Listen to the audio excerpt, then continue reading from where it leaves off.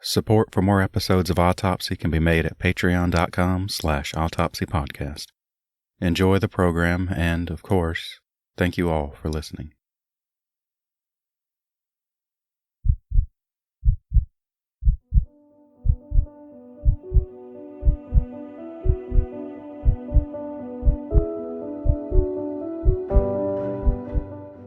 Welcome to the Stay on Main Hotel, located at 640 South Main Street in downtown Los Angeles, California.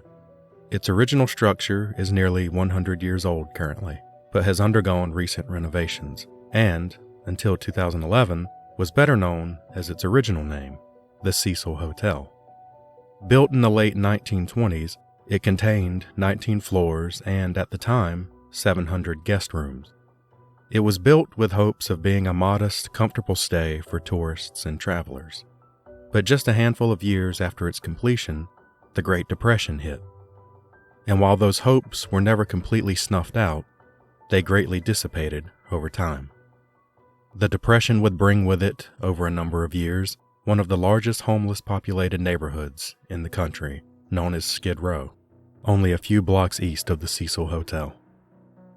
As years passed, the hotel would fall into the realm of budget hotels, or what some might refer to as extended stays. The hotel would become most notable for its quote-unquote checkered past, with numerous suicides and otherwise colorful clientele. But, if we're being fair, extended stay hotels are a draw for such types, no matter their locations or construction dates, which is our way of saying if you're looking for sensationalism, this might not be your stop. The year is 2013. The Cecil Hotel has been rebranded as the Stay on Main, but its outside structure still bears its original name. It is January 28th, and on this date, a young 21-year-old by the name of Elisa Lam checks in. Miss Lam had been a student at the University of British Columbia and was a resident there in Vancouver, Canada. She had been traveling from her home there to what would have been her final destination of Santa Cruz, California. She flew into San Diego and had arrived in Los Angeles on January 26th. She was traveling alone, using only public transportation. She had booked her room online and was to be sharing it with other residents on the 5th floor. After 2 days, however, her roommates complained of what has been non-specifically deemed odd behavior. She was then moved to a new room on the same floor, now by herself, on January 30th. She was scheduled to check out on January 31st, but that doesn't appear to have happened, and she also did not contact her parents. Her last known whereabouts were documented on the hotel's security footage from an elevator on February 1st. Elisa can be seen eliciting what can, again, only be called odd behavior, hitting multiple buttons and then moving on and off multiple times when the doors don't close, sometimes appearing to be hiding, others appearing to be excited. Then she walks out of view of the camera and is never seen alive again. Unable to reach her, her parents eventually fly out to Los Angeles, and on February 4th, a missing persons report is officially filed. The grounds in and around the hotel are swept through thoroughly. As she is considered a foreign national, the LAPD lends her search as many extra resources as can be reasonably afforded. And 2 long weeks pass.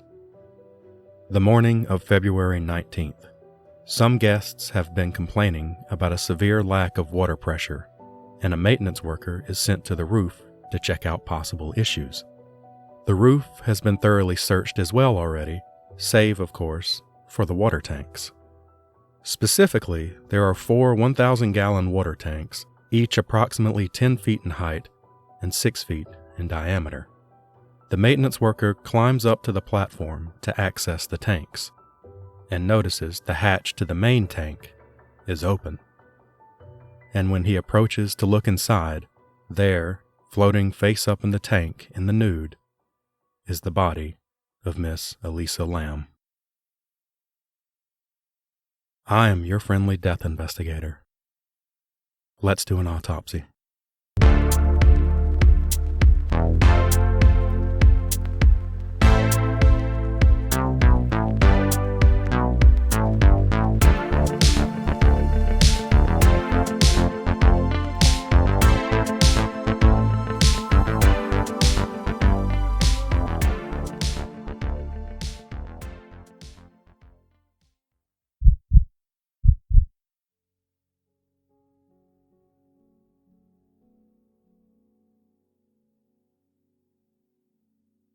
The body is identified by toe tags and is that of an unembalmed, refrigerated, adult female Asian who is in moderate decomposition.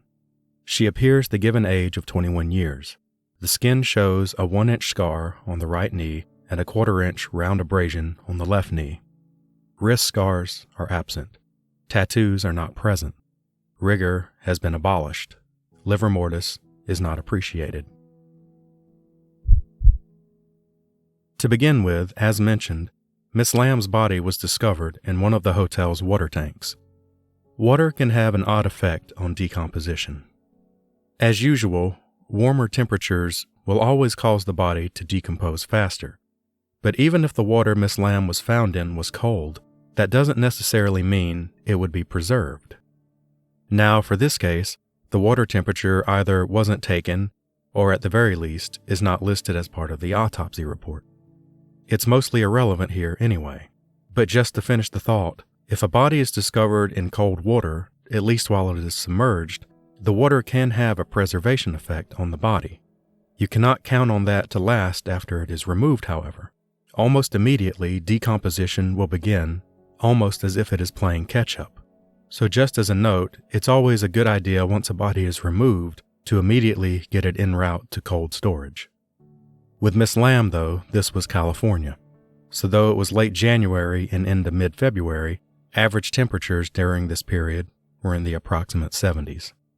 Otherwise, a minor abrasion and a scar were noted on her knees. The doctor then notes no scars to her wrists. This is a negative finding, something we've discussed before. Many of you can likely guess why he notes it here, but we'll come back to it later. Examination of the eyes reveals irides that appear to be brown in color and sclerae that are white. There are no petechial hemorrhages of the conjunctivae of the lids and/or sclera. The oronasal passages are unobstructed. The neck is unremarkable. There is no chest deformity. The abdomen is flat. The anus is edematous and shows pooling of blood in the subcutaneous tissues surrounding the orifice. The extremities show no edema, joint deformity, abnormal mobility, non-therapeutic punctures, or needle tracks. Essentially all negative findings here. No petechiae noted on her face, though, mind you, she is decomposed. The doctor notes pooling of blood around the anus. It's a negative finding, really, but I bring it up because it might give someone pause if they came across that and were not super familiar with how a lot of this stuff works. It's simply blood settling in the area due to decomposition, and there is no noted trauma here.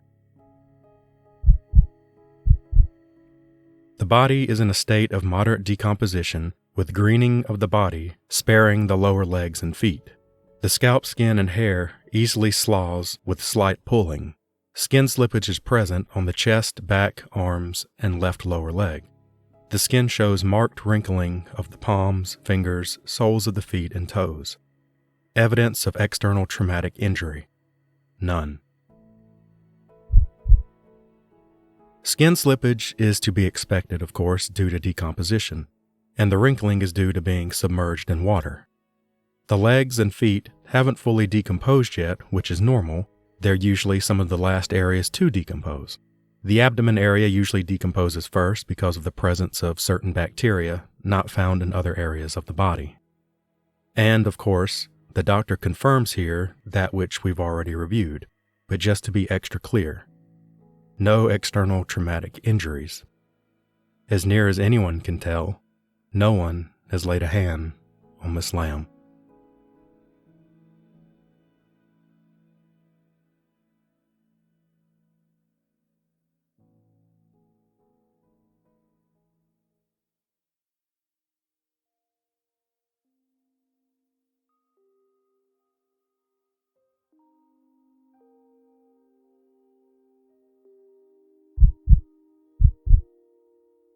The body cavities are entered through the standard coronal incision and the standard Y-shaped incision.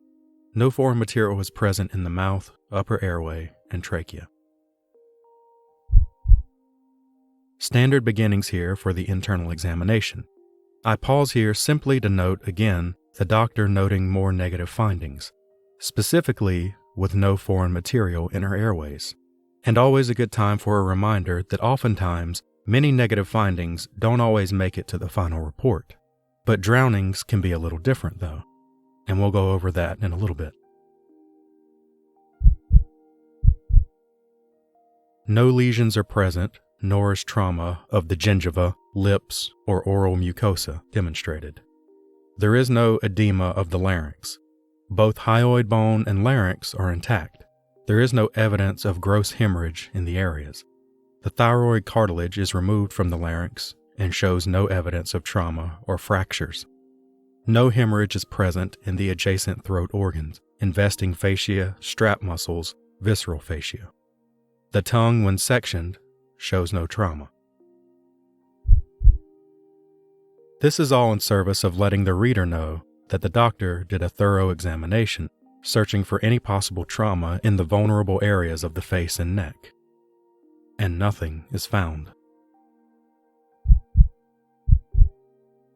Both pleural cavities contain dark brown fluid, 300 cc on the right and 200 cc on the left.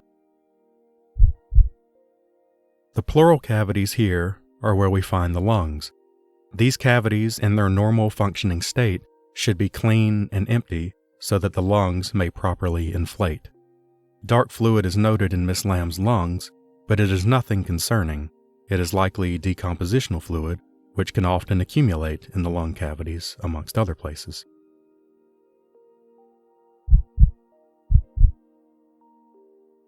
No abnormalities of the bony framework or muscles are present.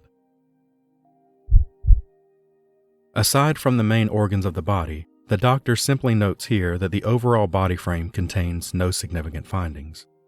More negatives. The aorta is elastic and of even caliper throughout, with vessels distributed normally from it. The abdominal aorta has no atherosclerosis. No aneurysm is present. The major branches of the aorta show no abnormality. There is no coronary atherosclerosis of the major coronary arteries. The blood within the heart and large blood vessels is liquid, but only scant amount is present. Again, the doctor was exceptionally thorough with Miss Lam. When you have a body found in odd circumstances, you of course want to check the routine places to rule out any foul play, such as the face and neck and head. But with pathology, it is also more than that. Checking for heart disease or an aneurysm that could have ruptured in the aorta.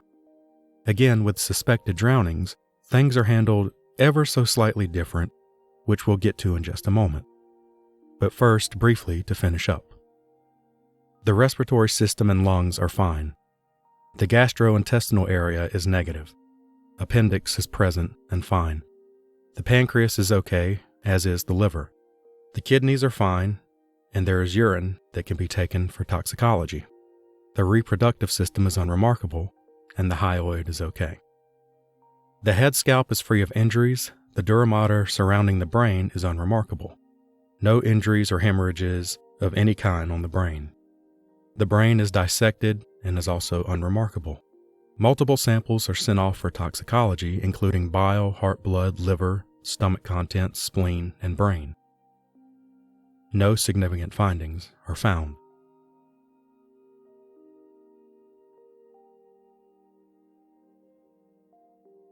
So now let's talk drownings.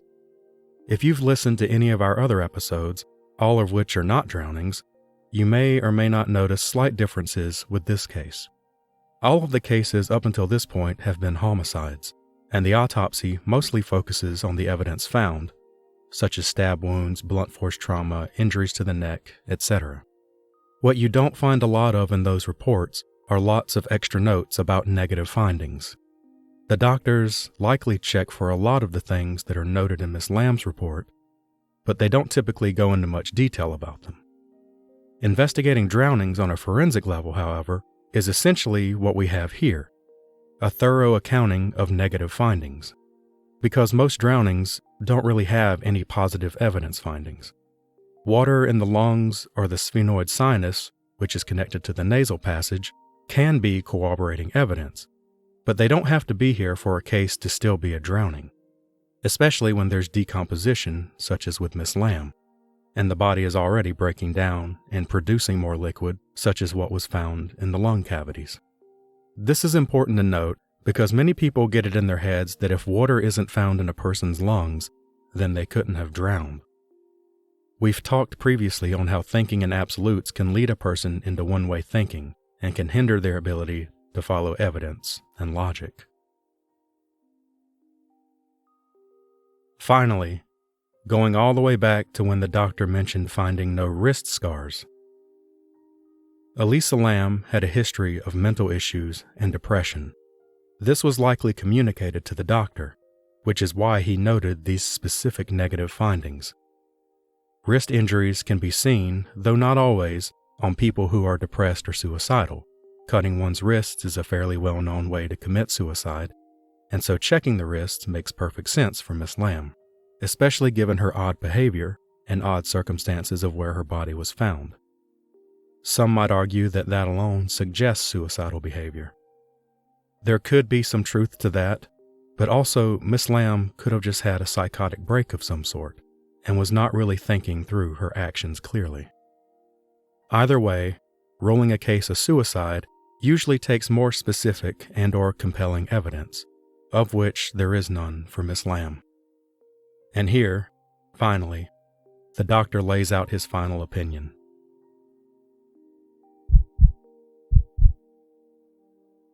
A complete autopsy examination showed no evidence of trauma, and toxicology studies did not show acute drug or alcohol intoxication. Decedent had a history of bipolar disorder, for which she was prescribed medication. Toxicology studies were performed for the presence of these drugs. However, quantitation in the blood was not performed due to limited sample availability. Therefore, interpretation is limited. Police investigation did not show evidence of foul play. A full review of the circumstances of the case and appropriate consultation do not support intent to harm oneself. Cause of death: drowning. Manner: accident. Report date: June 19, 2013. Signed, Jason P. Tover, M.D.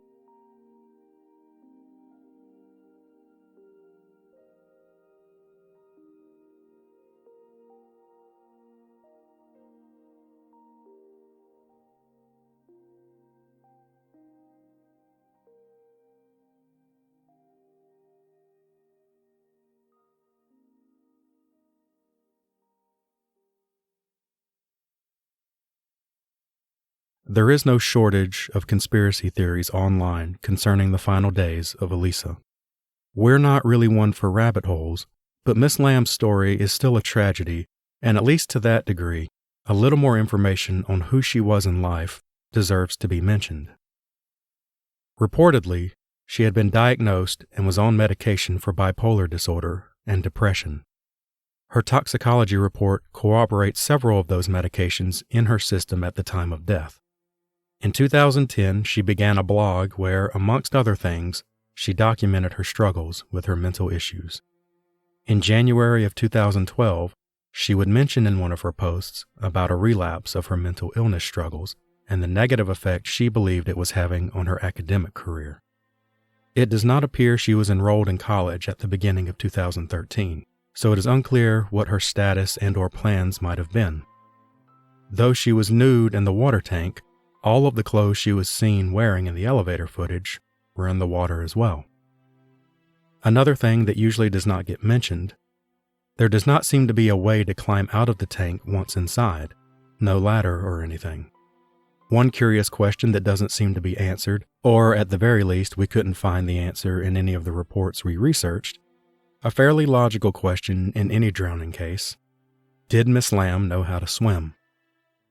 And no, this doesn't make or break a case, but it is usually something an investigator would ask when someone is found in a suspected drowning. Regardless, even if she knew how to swim, there was no way out, and she only had so much energy. That could account for why her clothes were off, stripping any and all extra weight while she struggled. That, of course, is only a theory. According to reports, there are 4 ways to access the roof of the hotel. 3 of them are via fire escapes. The 4th way is through an access door from the 14th floor. This is how the maintenance worker accessed the roof the day Elisa was found. But the access door has an alarm that has to be deactivated to enter. That was, in fact, deactivated by the maintenance worker, according to him anyway, when he made his way up, as it was still reportedly in working order. Per hotel management, the alarm had not been activated at all in either January or February. There are, of course, a few sources online that state that the alarm was not actually functional. Regardless, once on the roof, the tanks themselves were slightly difficult, though certainly not impossible, to access. And here, at last, we come to a simple idea of which so many theories seem to struggle. What is and is not possible? Did Elisa Lam have a reason for being on that roof? Likely, no. But was it impossible for her to access? Not at all. A young woman with a detailed history of mental illness who had currently been witnessed performing erratic behavior, finding her way to the roof of a building where she had been staying. I phrase it like this because a simple Google search of Miss Lam's name can yield article after article, with so many of them asking the seemingly innocent question of, what happened to Elisa Lam? And even more stating that all these years later, there are no answers. And yet, there very much are. They're right here, in fact. Odd circumstances to be sure, but nothing beyond the realm of possibility. If I may, let's consider the same exact circumstances, same kind of behavior and everything, and the story leads the same way, all the way up to the top of an old hotel. Only instead of jumping into a water tank, let's say the person simply jumped off the roof to their death. I have a suspicion that I obviously can't prove, that if that be the case, with the same erratic behavior and circumstances leading up, the case would have very likely faded into obscurity fairly quickly. With that in mind, now back to Miss Lam, it seems the bridge too far for many is the fact that she wound up in the water tank. But really, if your mental state can lead you all the way up to the top of a building, it honestly is not far-fetched at all to think that it could also lead you just 10 feet higher. No trauma to her body at all. No drugs in her system beyond her medications. And not a single reason to believe anybody did anything to hurt her. Again, the story of Elisa Lam is a tragedy. A young, otherwise kind woman whose struggle with mental illness put her down a pathway that ended on the roof of a building which itself had a history of its own struggles. Some answers are clearer than others, to be sure. And some answers might be a bit clearer if you just look a little closer. And that, of course, is why we do an autopsy.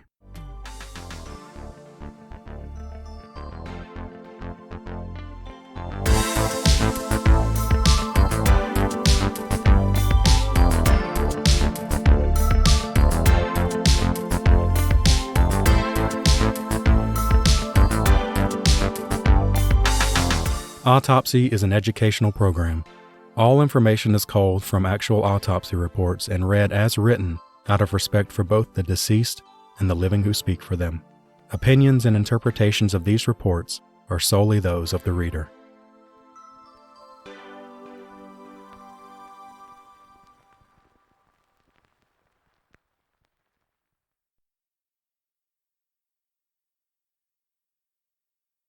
You're still here? It's over. Go home. Actually, one last thing. If you have an autopsy report on an interesting case that you'd like to send in for a possible episode, you can email them to autopsypodcast@gmail.com. Follow, subscribe, and share on our social media as well. Autopsy is available wherever you get your podcasts, and as many of you know, helping spread the show to more listeners is as easy as leaving a review to feed those platform algorithms. Otherwise, may you fine folks take care of yourselves and each other.